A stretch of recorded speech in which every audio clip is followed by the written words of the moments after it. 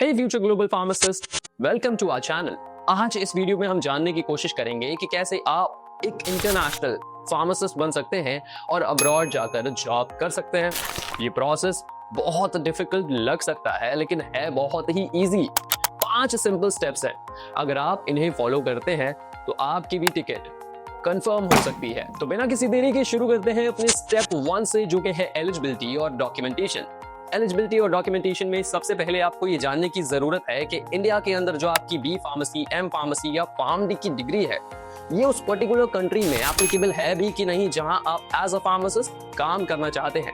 यहाँ पर अगर आपने कुछ काम का एक्सपीरियंस लिया हुआ है, क्या वो एक्सपीरियंस उस कंट्री के अंदर वैलिड माना जाएगा, या फिर बिना एक्सपीरियंस के भी आप एज अ फार्मासिस्ट वहां काम कर सकते हैं।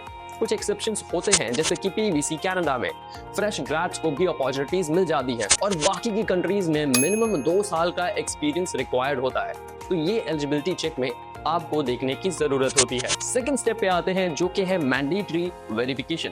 किसी भी कंट्री जैसे कि यूएई, ऑस्ट्रेलिया, न्यूजीलैंड, आयरलैंड, यहाँ पर अगर आप काम करना चाहते हैं एज अ फार्मासिस्ट, तो वहाँ की अथॉरिटी बॉडी को अपनी डॉक्यूमेंट्स, ट्रांसक्रिप्ट्स, एक्सपीरियंस, ये सारे डॉक्यूमेंट्स आपको सेंड करने पड़ते हैं।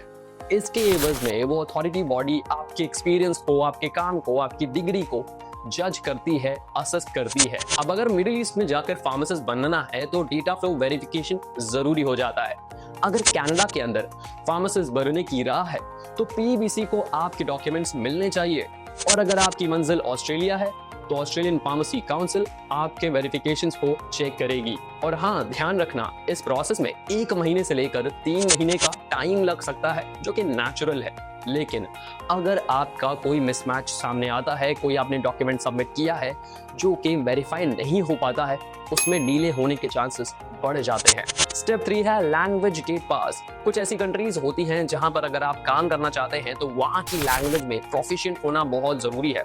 इससे फर्क नहीं पड़ता कि आप अपने आप को कितना अच्छा तुर्रम खान समझते हैं कि भाई मेरी अंग्रेजी ना सबसे बेस्ट है, क्लास में भी फर्स्ट आता था, इसको भी आपको प्रूव करना पड़ेगा। वो कैसे करेंगे? आईएलटीएस या पीटी जैसे एग्जामिनेशन में अच्छा स्कोर करके। माना जाता है कि अगर इन एग्जामिनेशंस में आप अच्छा स्कोर कर लेते हैं तो आप पेशेंट काउंसलिंग के लिए काफी ज्यादा प्रेफरेबल होंगे, क्योंकि पेशेंट से आप आसानी से कम्युनिकेट कर पाएंगे। कंट्रीज जैसे कि ऑस्ट्रेलिया, न्यूजीलैंड, कनाडा, आयरलैंड, ये सारी कंट्रीज बहुत ज्यादा प्रेफरेंस देती हैं इंग्लिश लैंग्वेज को, और इसके लिए जितना अच्छा स्कोर उतना अच्छा माना जाता है। हालांकि अलग अलग कंट्रीज में अलग अलग स्कोर बैंड होते हैं, डिपेंड करता है कि आप किस कंट्री के लिए अप्लाई कर रहे हो। स्टेप 4 में आते हैं मीन एग्जामिनेशन में। मीन एग्जामिनेशन अलग अलग कंट्रीज का अलग अलग तरह से होता है। जैसे कि दुबई के लिए अगर आप प्रिपेयर कर रहे हो तो डीएचए एग्जामिनेशन यानी कि दुबई हेल्थ अथॉरिटी एग्जामिनेशन पास करना होता है। यहाँ पर मोस्टली एमसीक्यू बेस्ड क्वेश्चंस होते हैं जिनका क्लिनिकल फोकस होता है। इन क्वेश्चंस को पास करना है और 60% मार्क्स गेन करने हैं, तब जाकर आप इस एग्जामिनेशन को क्लियर कर पाओगे।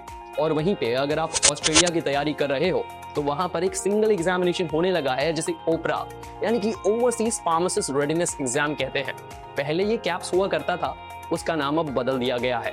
इस एग्जामिनेशन में भी आपको एमसीक्यू क्वेश्चंस मिलेंगे 120 के करीब, जिनमें कोई नेगेटिव मार्किंग नहीं होती। लेकिन डीएचए की तरह यहाँ कोई पासिंग परसेंटेज नहीं है, उल्टा यहाँ पर रैश मेथोडोलॉजी का यूज होता है। यानी कि कोई ऐसा क्वेश्चन होगा जिसका वेटेज ज्यादा होगा और कोई ऐसे क्वेश्चंस होंगे जिनके वेटेज कम होंगे।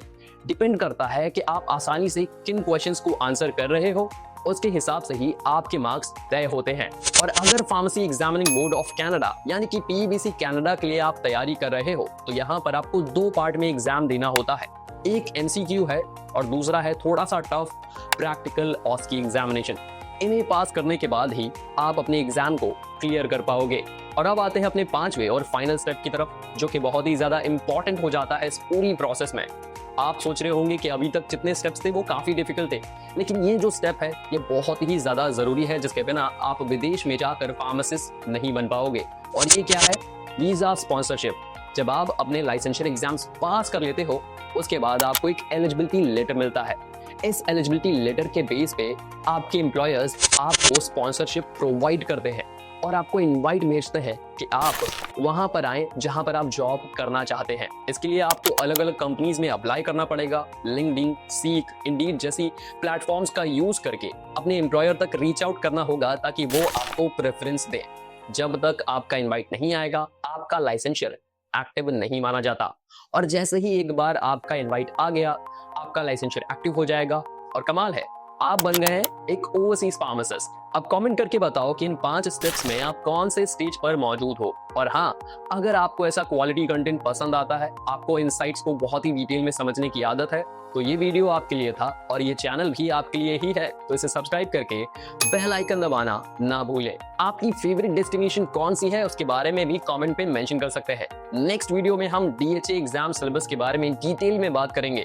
अगर आप उसमें इंटरेस्टेड हैं तो कमेंट में मेंशन कर सकते हैं। अगर आपको इससे रिलेटेड चेकलिस्ट चाहिए तो मेंशन करिए कमेंट में। हमारे एडमिन मैनेजर्स आप तक रीच आउट करेंगे और आपकी हेल्प करेंगे चेकलिस्ट को अवेल करने में। तो देर किस बात की, अभी कांटेक्ट करिए एलाइट एक्सपर्टीज को।